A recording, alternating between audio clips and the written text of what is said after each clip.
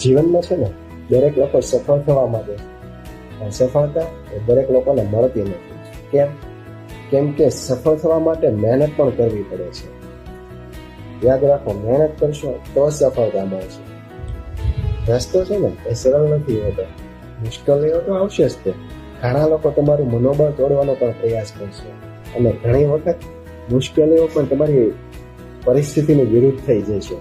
પણ જે વ્યક્તિ પોતાના લક્ષ્ય પર જે અડગ રહે છે ને, તેને દુનિયા પણ રોકી શકતી નથી.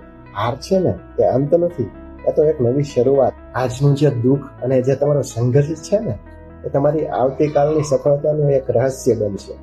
સપના જોવાનું બંધ ના કરો, મહેનત કરવાનું પણ બંધ ના કરો, પોતાના પર વિશ્વાસ કરવાનું પણ બંધ ના કરો. કેમ કે જે વ્યક્તિ પોતાના પર વિશ્વાસ રાખે છે ને સાહેબ, તે જ કંઈક ઇતિહાસ રચે છે. જય શ્રી કૃષ્ણ.